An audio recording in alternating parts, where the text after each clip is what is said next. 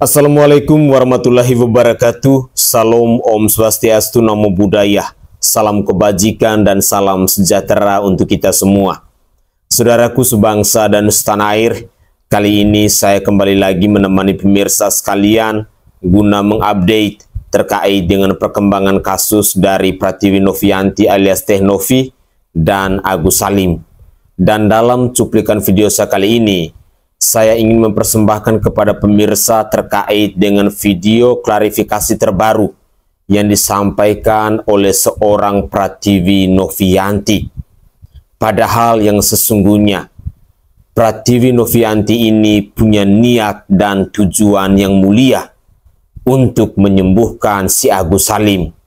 Tetapi kenapa si Agus Salim tega untuk melaporkan Pratiwi Novianti ke pihak penegak hukum? Dengan demikian, saya ingin mengajak pemirsa sekalian, mari kita bersama-sama menyimak video klarifikasi yang disampaikan oleh Pratiwi Novianti berikut ini. Inilah cuplikan video selengkapnya. Caranya dia mendapatkan penanganan medis yang terbaik. Karena niat baiknya itu aja udah. Betul. Karena sebelah mata kanannya katanya waktu itu masih bisa diselamatkan. Jadi waktu pertama ketemu, kita mikir gimana caranya untuk dibantu untuk seluruh masyarakat nih gitu. Akhirnya kita menggalang donasi. Tergeraklah banyak orang, terkumpul 1,5 M. Belum, itu waktu pertama itu 35 juta selama 2 hari dari yayasan kami. Oke. Nah setelah pertemuan kedua, saya mikir donasi 35 juta bukannya sedikit, tapi kita mikir ini masih kurang untuk operasi matanya. Jadi kita hubungilah Bang Denny Sumargo, seperti itu. Akhirnya makin banyak orang tergerak hatinya. Tapi banyak orang kecewa pada ujungnya karena disinyalir uang tersebut katanya tidak diperuntukkan khusus untuk pengobatan saja, tapi yang lainnya juga gitu ya? Betul. Jadi prioritasnya kan harusnya untuk operasi mata, tapi ini tidak dipergunakan sesuai dengan. Oke.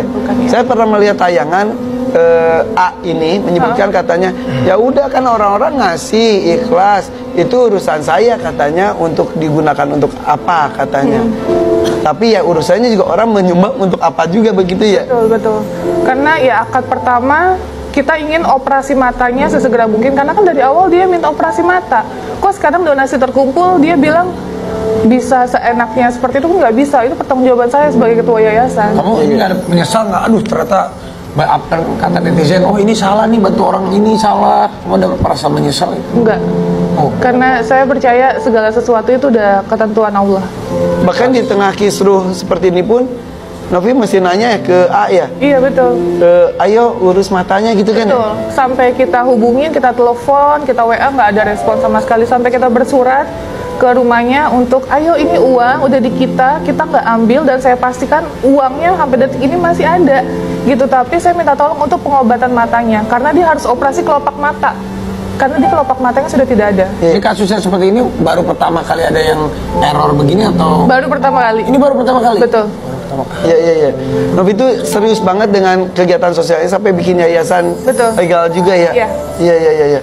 Oke, terakhir saya lihat bener gak sih inisial itu udah mulai bisa melihat itu, bener gak sih? Nah itu kita nggak tahu karena udah nggak ketemu lagi kan. Oke. Tuduhkan kepada Novi pencemaran nama baik, bagaimana ini Kang? Ya, di sini apa yang Novi lakukan adalah sebagai tanggung jawab dia, ya, tanggung jawab dia kepada para donatur. Kenapa? Karena Novi kan sebagai inisiator, dan akhirnya bisa terkumpul uang seperti 1,4 sekian, menjadi tanggung jawab moral, ya, dan sosialnya Novi agar supaya ini transparan dan terbuka. Betul. Untuk apa penggunaan uang tersebut, ya? Ditujukan untuk apa? Karena tujuan donasi adalah untuk pengobatan, sehingga sebagai kontrol sosial juga tanggung jawab moral, Novi akhirnya mencoba untuk menyampaikan kepada masyarakat umum, seperti itu. Bahkan saya juga dulu sebetulnya pernah melakukan hal yang sama, tapi ketika saya ada kecurigaan, ada ini, stop, udah. Karena ada ketakutan, karena tanggung jawab. Orang menitipkan hartanya untuk berbuat kebajikan, ketika diselewengkan kita jadi takut tanggung jawab di depan Allah nanti ya. Betul. Dan ini nih ada update terbaru dari semalam nih, masalah baru dan kasus ini terkait dengan Densu dan pihak pengacara si A. Nah ini ada videonya. Tapi agak lambat karena katanya para juga lagi ibadah dulu di dalam, kalau tidak salah ya. Saya ngikutin banget ya. Iya ibu-ibu, bapak ini banget. Karena di dalamnya ada Novi, sahabat saya, jadi saya harus tahu apa yang perkembangannya. Dan gimana kasus ini? Ya jadi kemarin tuh saya datang malam-malam. Bukan Denny Anda, ini Denny Sumargo. Bukan. Ini Denny Cagur, Anda Denny Cagur, Denny Sumargo. Tapi ini kasus ini, kasus ini gimana titik terangnya jadi Pak pengacara? Ya, jadi begini. Banyak animo masyarakat, pendapat, opini dan sebagainya. Ya anggota DPR ini atau ini sih gue bingung nih. Sama. Ya, tempat beli batiknya sama. Iya betul. Pekalongan ya. Gimana? Baik. Jadi banyak opini dan pendapat ya, baik pendapat hukum yang disampaikan oleh senior, netizen menyampaikan bagaimana ini dana donasi ini kemana nanti ujungnya. Ya. Kalau saya dan Novi udah mempunyai satu komitmen ya. Ya, dana donasi ini peruntukannya untuk Agus. Ya. Ya itu untuk Agus.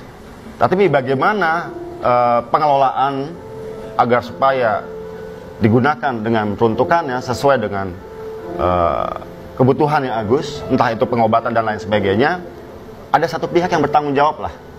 Agar jangan sampai tata kelola akuntabilitas atas dana.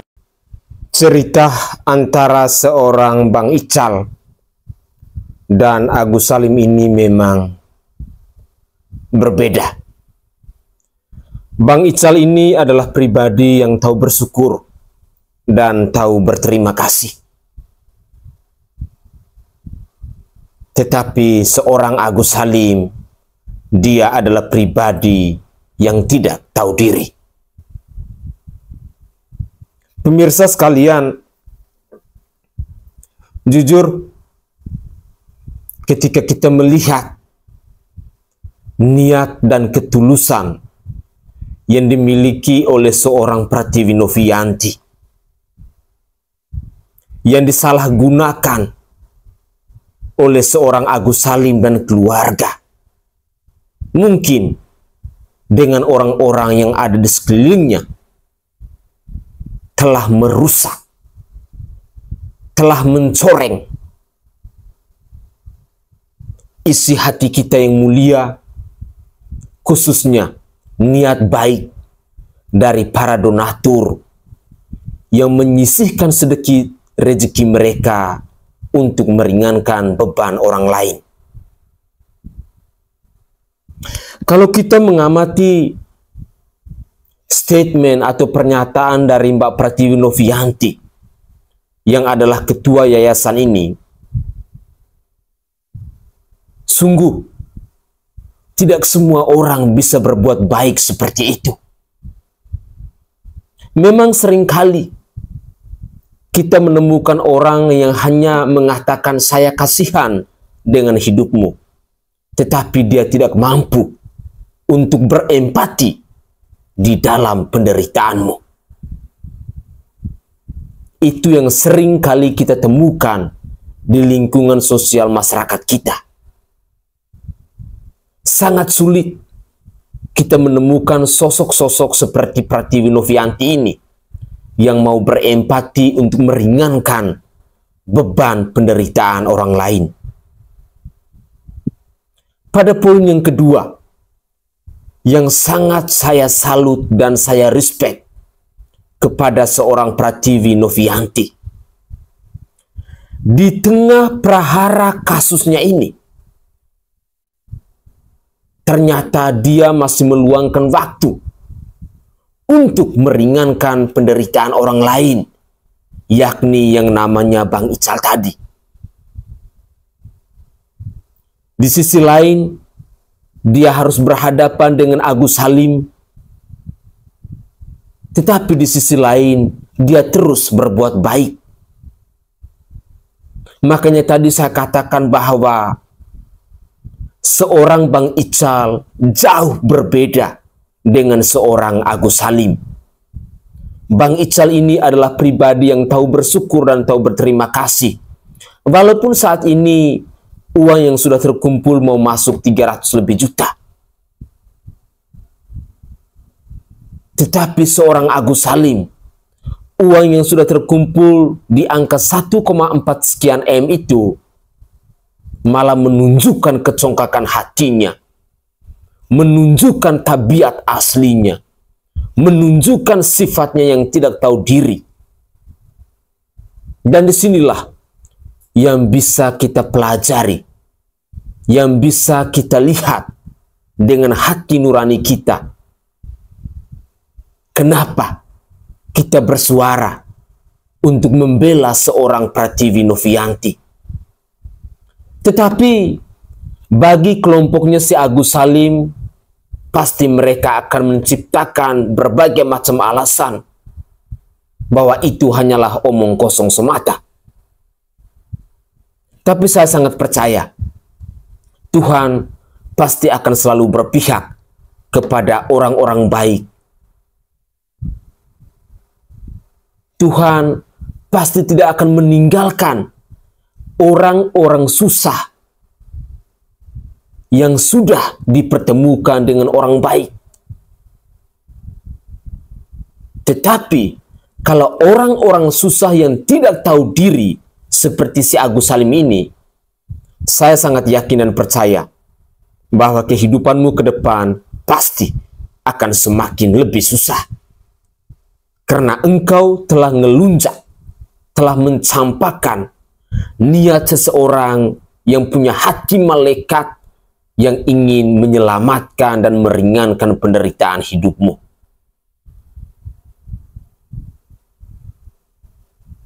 Mari kita dengarkan lagi komentar dari netizen yang lain tentang si Agus Salim ini. Itu maunya netizen, Mbak Novi. Jangan kasih kecewa netizen. Mbak Novi harus tegas. Itu pasien kan sindikat donasi. Kita udah tahu kan gelagatnya seperti kayak gimana. Jangan bilang nggak tega, nggak akan ngelaporin. Nanti terjadi lagi oknum-oknum sindikat donasi. Apalagi lawyer-lawyer Mbak Novi yang sudah membela Mbak Novi malah dihina-hina sama PH sebelah. Dibilang nenek pirang lah, dibilang pengacara nganggur lah, dibilang makan pakai uang donasi lah. Tolong ditindak tegas. Mbak Novi, tolong ya, kita yang membela Mbak Novi ini dibilang masuk neraka. Kayak Tuhan aja ya yang punya surga dan neraka ya. Donatur masuk neraka. Mbak Novi harus tegas. Harus ditindak pidana preman-premanisme kayak gini. Tolong Mbak Novi yang lebih tegas. Hai, balik lagi bersama gue masih dalam pembahasan Agus. Oh Agus ya, Agus sedih banget. Ya gue nanya nih, Agus sedih banget. Kita gedek banget. Kita gedek banget. Ini drama kagak kelar-kelar malah muter-muter kayak komedi puter sambil makan es puter. Well ya, lu semua udah pada lihat video gue sebelumnya yang ngebahas berita update bahwa Agus udah bisa melihat ya setelah pagi-pagi ambyar gitu ya. Gua nggak ngerti dia memang sembuh bisa melihat atau memang dia itu udah bisa melihat dari dulu gitu, atau memang sebenarnya dia tuh kagak buta. Nah itu mah dugaan aja masih. Cuman ada berita update terbarunya lagi bahwa mengatakan ya wow ngelaporin Teh Novi atas pencemaran nama baik. UU ITE lah ceritanya, kan lagi ngetren ya lagi ngetren, gue tahu sih gitu. Ditambah lagi nih terus ya, tambah lagi terus banyak nih pembahasan kita kali ini ya saya. Ditambah lagi Teh Novi itu udah ngelakuin hasil uji lab untuk membuktikan dirinya tuh negatif atas tuduhan Mbak Zanzabella yang nuduh Teh Novi itu sebagai perempuan tidak baik lah, tidak benar lah, pemakai lah, apalah gitu ya. Terus hasilnya negatif, gimana dong? Ya, Mbak Zanzabella sehat kan? Alhamdulillah kalau sehat, tapi kalau sakit berobat ya Mbak ya. Pokoknya kayak gitu deh, lu bakal gedek banget kali ini ya. Jadi siapin mental lu, siapin obat darah tinggi, kolesterol, asam urat, asam lambung, semuanya itu bakal kambuh kalau lu nggak tahu nih berita. Kita nggak bakal nyambung juga sama nih obrolannya. Oke. Nih pertama lu cek dulu di video gue sebelumnya ngebahas soal Agus biar lu tahu alurnya gitu, alur drama, karena ini drakor series tergongs gitu ya, drama series Indo paling gongs gitu 2024. Jadi kalau lu nggak ngikutin lu bakal ke skip gitu ya saya. Terakhir gue bahas tentang Agus bisa melihat setelah pagi-pagi ambil, ditambah pas dia ngeliat dolar gitu ya. Ya kan, dia ngeliat dolar tuh ya kan, viral dan baru-baru ini ada yang bersaksi pas Agus minjam HP-nya gitu ya buat nelpon si Pak Farhad Abbas, dia itu udah bisa ngeliat guys. Jadi gimana dong ya kan. Terus kalau kalian ingat kan dia pernah bilang dia itu divonis permanen buta ya kan sama dokter dan Jakarta Eye Center. Jadi gimana dong, kredibilitas Jakarta Eye Center jadi tercoreng juga nih karena Agus kayaknya ya kan. Ya, apakah konspirasinya nih ya guys ya, dia itu begitu karena dia itu nggak mau ketahuan bohong, dia nggak mau ngasih mutasi rekening donasi kalau memang donasi hasil uangnya itu udah disalahgunain ya, apa gimana sih gitu. Bang sih nggak paham. Terus ditambah lagi si Wow ini ngaporin Teh Novi atas pencemaran nama baik UU ITE. Pertanyaan gue, lu kan punya Pak Farhad Abbas yang paling jago tuh dalam dunia pengacaraan ya kan, paling jago hukum, ngerti hukum segalanya lah ya kan, lu nggak dikasih tahu gitu dalam undang-undang UU ITE itu kalau misalnya memang benar Teh Novi ngeposting IG story-nya tapi berdasarkan faktual, data, itu laporan lu gak bakalan diterima, say. Ditolak yang ada, lu bisa dituntut balik. Nggak diajarin. Bukannya nyesain masalah malah nambah masalah nih kayaknya wow ya kan. Biar masuk TV, biar di ini ya interview terus sama wartawan ya kan, berasa artis lah ya kan, ya nggak.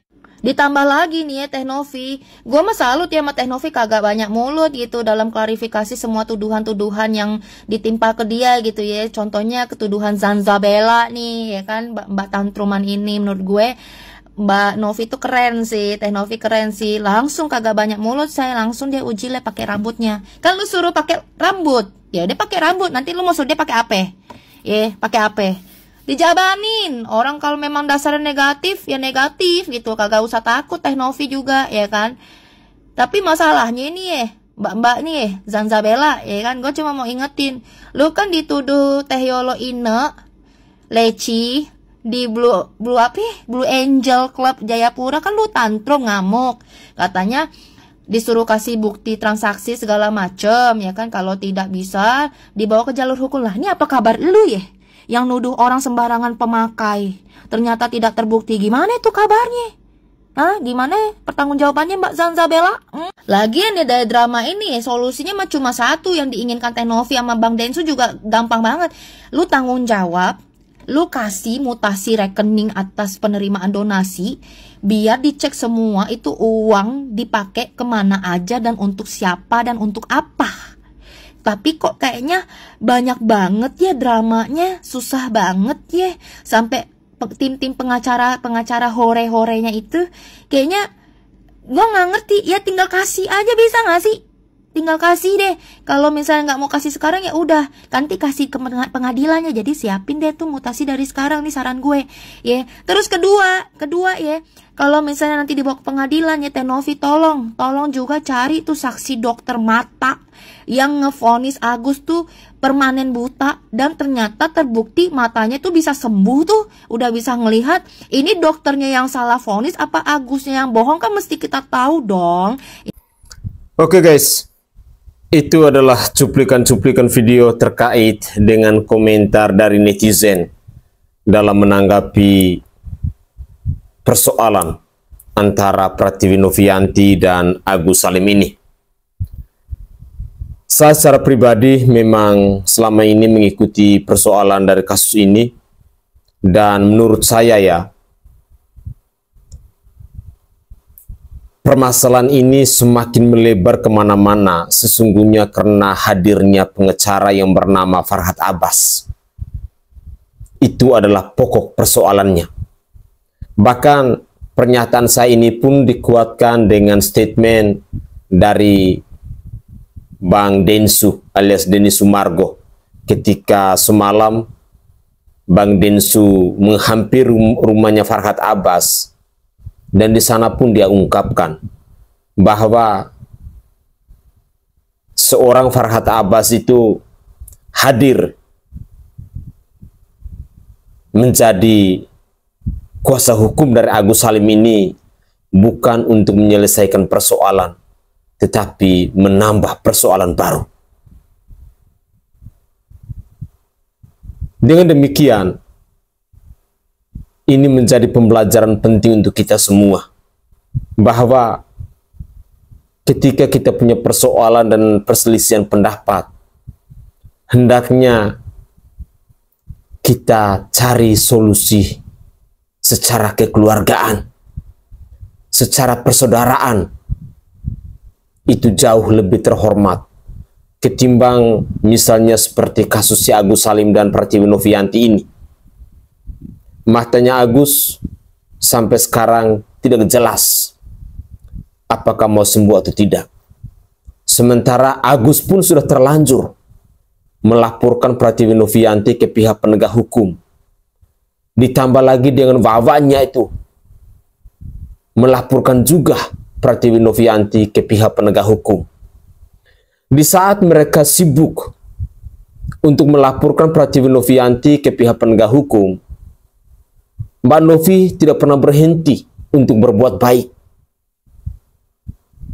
Padahal saat ini, siapa sangka kalau Mbak Novi sedang fokus untuk mengurus Bang Ical juga.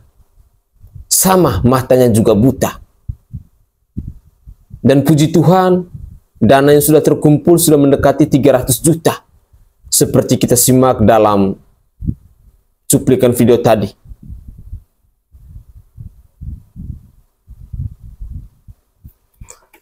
Ya, saya pikir seorang Farhad Abbas harus tahu diri. Seorang Farhad Abbas harus tumbuh menjadi lawyer yang lebih bijak, lebih profesional, lebih berintegritas dan kredibilitas, agar tidak mencoreng nilai-nilai etika, nilai-nilai kebijaksanaan dalam menyelesaikan sebuah kasus, nilai-nilai moral dalam menyelesaikan sebuah kasus dan lain sebagainya. Mari kita doakan bersama semoga Mbak Pratiwi Novianti alias Teh Novi ini tetap tegar, tetap kuat untuk menghadapi berbagai macam tantangan dan rintangan ketika dia menjalankan misinya untuk berempati, meringankan beban penderitaan orang lain. Mungkin ini adalah ujian bahwa untuk menjadi orang baik itu tidak gampang. Terlalu banyak tantangan, terlalu banyak rintangan. Tetapi saya sangat yakin dan percaya bahwa Tuhan pasti sudah menyiapkan segala sesuatu yang indah untuk orang-orang baik seperti Mbak Pratiwi Novianti ini. Begitulah kira-kira.